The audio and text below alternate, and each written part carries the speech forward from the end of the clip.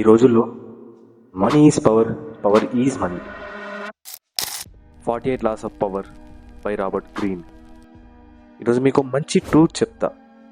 ఇది చాలామందికి తెలుసు, బట్ అంత కన్సర్న్ చూపించరు దానిపైన. They will ignore it. Money లేకపోతే నువ్వు మూగోని అవుతావు, జనాలు చెవిటోళ్ళు అవుతారు, నీ మాటలు ఎవ్వరికీ వినిపించవు. Money is not just money, it is power, the great power. నీ చేతిలో మనీ ఉంటే అది జస్ట్ మనీ కాదు, అవి నీ చాయిసెస్. You can choose. నీ డిసిషన్స్ నువ్వే తీసుకోగలిగే ఫ్రీడమ్. అప్పుడు ఎవరిపైన డిపెండ్ అవ్వాల్సిన పని లేదు. ఒక సిచ్యువేషన్ గురించి చెప్తా, ఆలోచించండి. మీ అమ్మని హాస్పిటల్కి తీసుకెళ్ళాలి ఈరోజే, ఇప్పుడే.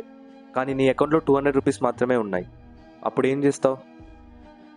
కాల్ చేస్తావు ఫ్రెండ్స్కి, రిలేటివ్స్కి. ఏమంటారు? అయ్యో లేవు, చూస్తాను, ట్రై చేస్తాను, ఎవరినైనా అడుగుతాను అని అంటారు. దాంట్లో ఎవరి తప్పు లేదు. ఇది నీ సిచ్యువేషన్, అది వాళ్ళ హెల్ప్లెస్నెస్.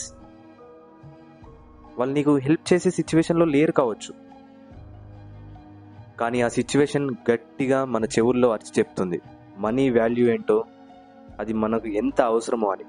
మనీ అనేది లగ్జరీ కోసం కాదు, స్టెబిలిటీ కోసం. మనీ అనేది గ్రీడ్ కాదు, అది ఫ్రీడమ్.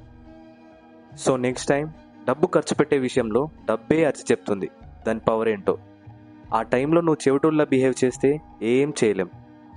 గుర్తుపెట్టుకో, డబ్బున్న చోటే పవర్ ఉంటుంది, పవర్ ఉన్న చోటే ఫ్రీడమ్ ఉంటుంది. And we are exist here for freedom.